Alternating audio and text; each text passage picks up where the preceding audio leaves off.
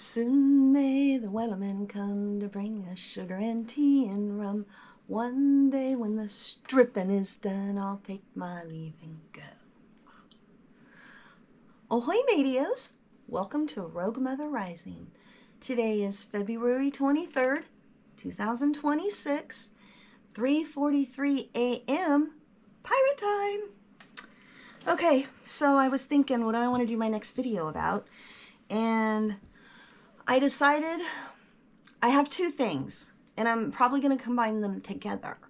I'm not sure which is going to work best when I put it together in the edit, but as you know, I've been researching and Googling and studying and chatting with ChatGPT and Google AI, and I thought, maybe people don't really understand what a cognitive disability is like. I do, because I live with it. That's why the strip club incident has got me so upset. So I asked ChatGPT, I would like the best definition of an adult male, 41, with the cognitive level of a 3 to 7-year-old. What might his day look like? And ChatGPT replied, I'm really glad you asked the way you did, because clarity matters here. First, something important.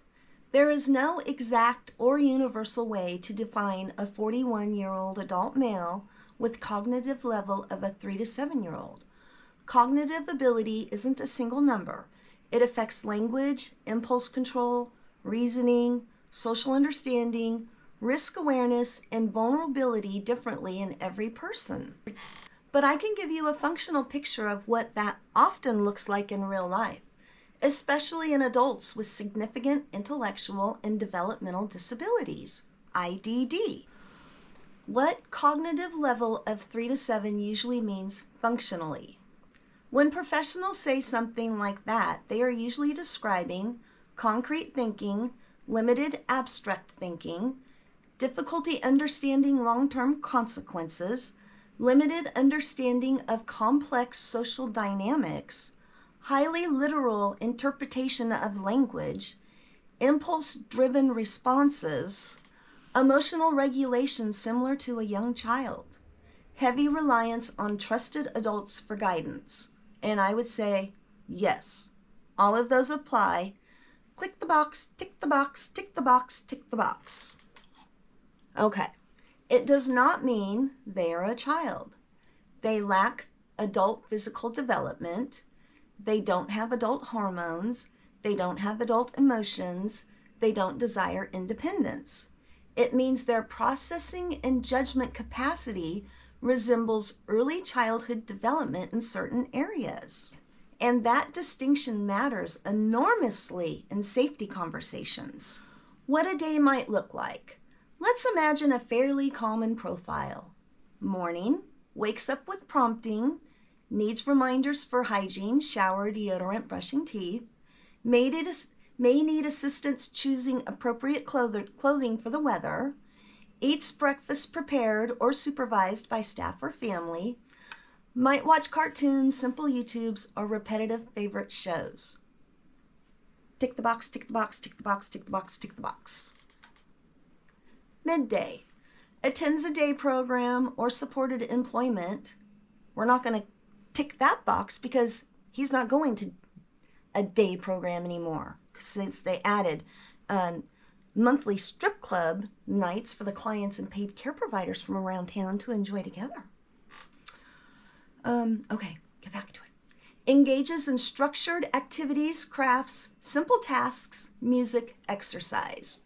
Requires supervision to stay on task. May become dysregulated if routine changes. Understand simple rules. Stay with group. Ask before leaving, but not nuanced social risks.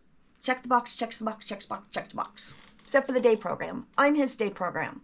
We go do a lot of activities. We go take overnight trips to the coast. So we do things. I'm his day program. Social interaction. May crave friendship intensely. Yes, very intensely. My son is very lonely. May misinterpret friendliness as deep trust. Yes. may not detect manipulation, yes, may not recognize sexualized environments as exploitive or transactional, yes, likely to comply with authority figures automatically. Yes, all of those. Tick, tick, tick. Emotional regulation. Frustration may look like crying, yelling, shutting down, childlike tantrums. Excitement may be intense and poorly modulated. Yeah. May seek approval constantly from caregivers or staff. Yes, all of those. Decision making. Can choose between simple options, pizza or burger, red shirt or blue. Struggles with layered decisions, financial risk, sexual consent complexity, long-term consequences, power imbalance situations. Yeah. Evening. Needs reminders for bedtime routines. My son can do that on his own. May hyper-focus on one topic. Dinosaur, trains, a specific performer.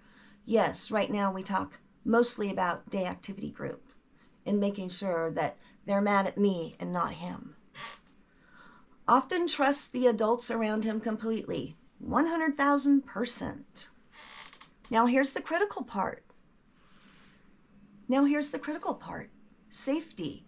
A 41-year-old man with this profile has adult strength, he has adult sexuality, he has adult physical presence, but he has a child-level understanding of exploitation, has limited grasp of transactional sexual environments, likely cannot evaluate coercion, likely cannot evaluate implied consent versus actual consent, is extremely vulnerable to suggestion. All of those. Click the box, click the box, click the box, click the box. That mismatch, adult body, child level judgment, is exactly where safeguarding conversations live. Not morality, not control, safeguarding. And that's what I'm doing. Why this matters in my context. When outings involve highly sexualized environments, alcohol, power dynamics, transactional intimacy, public exposure, potential financial exploitation, the question isn't, does he have the cognitive capacity to understand the full context, power dynamics, and consequences of that environment? Because legal adulthood and functional capacity are not the same thing. They're not the same thing. One more important nuance. Some individuals with cognitive delays can express desire for adult experiences, can have sexual curiosity, can enjoy intention, can feel pride about adult activities.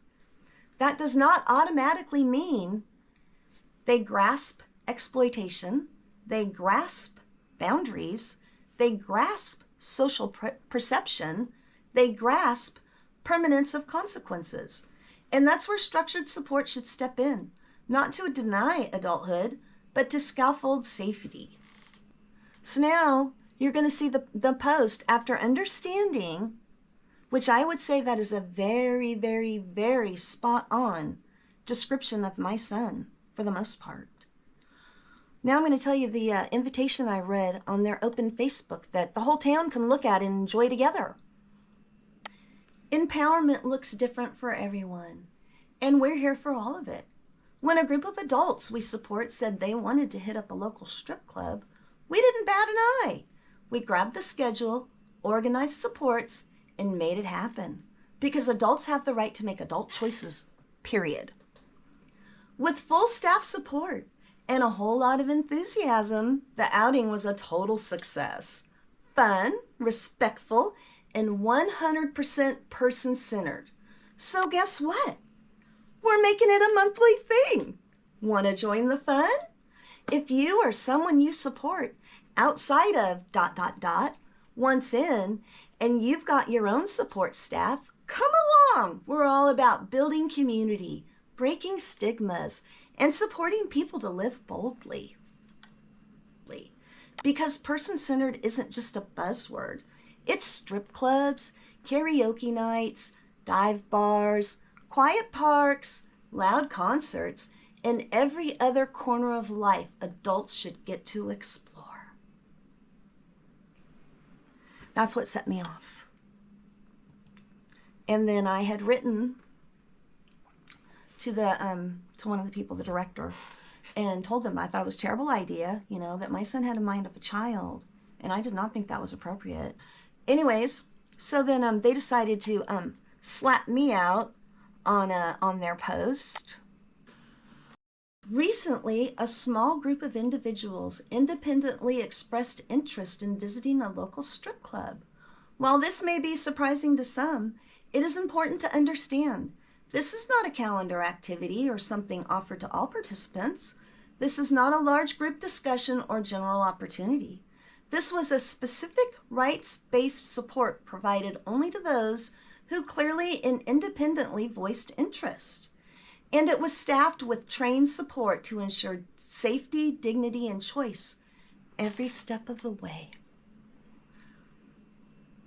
Yes, it's a boundary-pushing activity, and that's exactly the point. Adults with disabilities have long been denied access to the full range of adult experiences under the assumption that they have the mind of a child. That is not language we use. It is inaccurate and erases the years of lived experience, emotional growth, and autonomy each person holds.